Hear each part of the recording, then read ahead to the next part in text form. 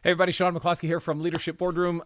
Listen, I want to share a quick story with you that is relevant to all of you, and it has to do with how you make decisions. I'm coaching a guy recently. I've actually been coaching this guy the last few years, who just came to me with an important decision that he wants to make, and he's trying to figure out which path do I go down, which happens to us from time to time. You know, one decision can lead you in a completely different direction than another decision, and so he's got one of these crossroads, forks in the road, and he's going, help me figure out what to do. Now, his decision is, should I sell my existing rental portfolio? He's got a handful. Doesn't have tons, dozens and dozens, but he's got a handful of rentals that have performed well for him. He's been in the real estate game for, I don't know. I'm gonna guess and botch this number, 6-7 years, something like that. And he's toying around with the idea of selling his portfolio because he feels like we're in sort of a high end of the market. And should he quit doing that and pursue something else that he really wants to do? Now, one of the first questions I asked him was, who else have you talked about this and what have been your thoughts so far? He said, well, I talked to a local real estate guy here that I've gotten some mentoring from over the years. And he has told me that I would be a fool to sell right now, that the rentals that I do have are performing, that they're at least covering costs every month. They're making a little bit of cash flow, but not a ton once you factor in repairs and vacancies and all that stuff. They're a little bit unpredictable because of that, but they're performing, and I've amassed some equity in these deals. And so he is telling me and really strongly encouraging me, don't quit. You're doing great right now. And I said, okay, then why would you quit? And he said, well, my heart's not in it. I said, okay, tell me about that. What is your heart in? I already know the answers to these because I've been coaching this guy for a few years, and I know what his vision looks like. But he's got another couple of ideas that he wants to pursue in business. They're just not 100% proven yet. And his passion lies in these new endeavors that he wants to pursue. Now, I also know that his passion is not in real estate. He has used real estate, and it's been a means to an end for him. But the reason that he got into real estate for the first place is not because he eats, lives, and breathes, and drinks, and sleeps real estate. And some people do. That's great. But this particular guy does not. He was using it as a way to amass some wealth so that he could go pursue what he really wanted to do, which are these other two ideas that he's got. And he hasn't had the time to pursue these other two ideas because the real estate has taken up most of his time building that up. But the good news is he's amassed about $1.3 to $1.4 million in equity. And when I say equity, I mean, if he were to sell his portfolio right now, he would walk away with $1.3 to $1.4 million in cash. That's after tax consequences, recapturing any depreciation that he may have recognized in taxes. That's after realtor fees, sales fees, all of the fees. That's also, by the way, after paying off all of his debts, which he doesn't have tons of debt, at least as far as a debt to value ratio on the rental properties, but he does have debt on his own personal home and credit cards and some other things like that. And so after he pays all those expenses, all the debt's paid off, his personal home is paid off, all the credit cards, his vehicles, all the stuff, he still walks away with $1.3 to $1.4 million. Now, let me add one more caveat to this. He's struggling with this decision big time because if he leaves the real estate field, which he's been in for, 6-7 years now, let's call it, he said, I feel like I'm failing. I said, okay, tell me about that. He said, well, I feel like I quit right when things started to get good. And I said, well, that depends. Why did you start the real estate business in the first place? And he said, well, I started that to make enough money to pay my expenses so that I could live comfortably pursuing these other vision ideas that I have for business ideas. I said, okay.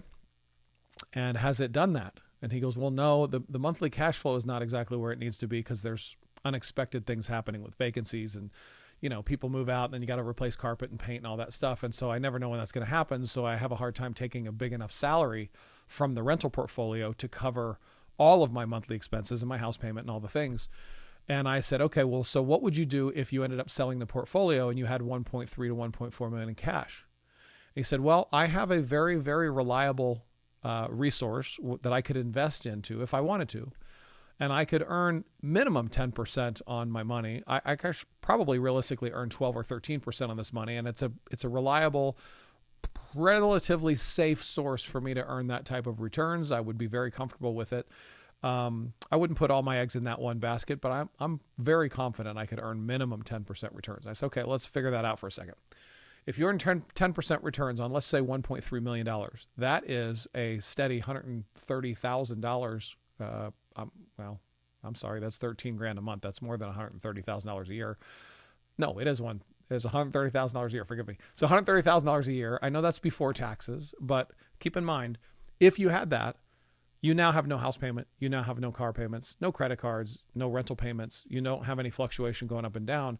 If you're certain you can earn a 10% consistent return on that, then do you need even that much money to live? And remember, you don't have any bills now. You got some taxes you got to pay. You've got some utilities and things like that.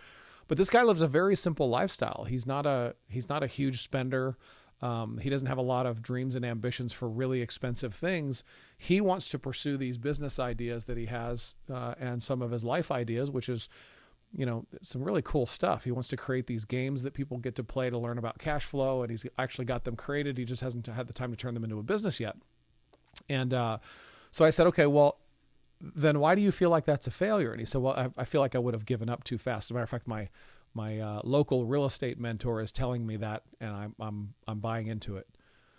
I said, hold on a second. You started the real estate business to be a means to an end. The end was you want the real estate business, the success from that, to cover your expenses so that you can start these other two things. It sounds to me like if you were to sell your portfolio and if you had $130,000 a year coming in without you really doing much of any work at all other than maintaining your investment, sounds to me like it worked. And he goes, oh my gosh, I never even looked at it that way. I said, look, this is the difference between making a decision based off the spreadsheet. The spreadsheet would never tell you to sell your portfolio because it's continuing to grow. The spreadsheet and your mentor is telling you, keep plugging away doing what you're doing, but he doesn't love doing what he's doing. He's doing it so that he can amass some income from it, but he doesn't like doing it every day. Now, he's different than some of you. Some of you love real estate. It's the greatest thing on earth. Some of you, however, are doing it because you think it's going to make money to be able to pay for you to live the lifestyle that you want. It has actually accomplished that for this guy. He could sell the portfolio right now, walk away with all this cash, have no bills at all. And he's a relatively young guy too.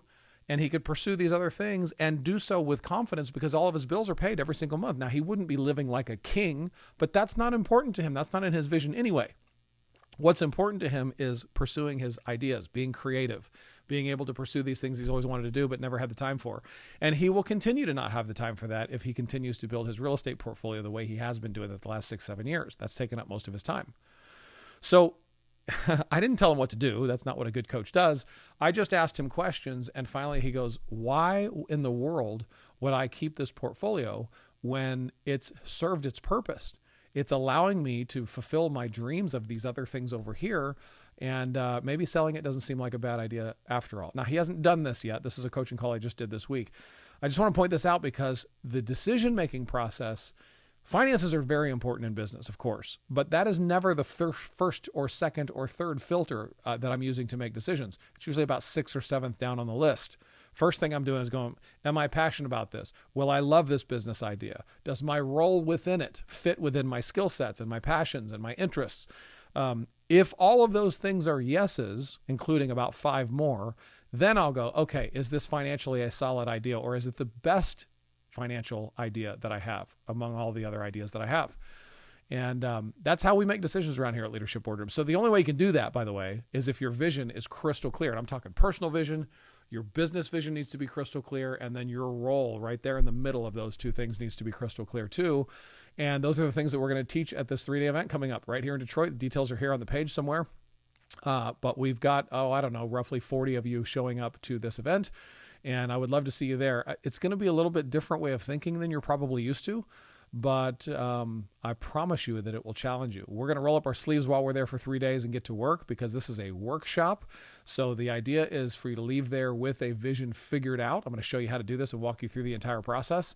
And then also have a game plan on how you're actually going to get there instead of just having some wishy-washy, fly in the sky or pie in the sky fluff where you leave there. You don't know what to do next. You'll know exactly what you need to do next.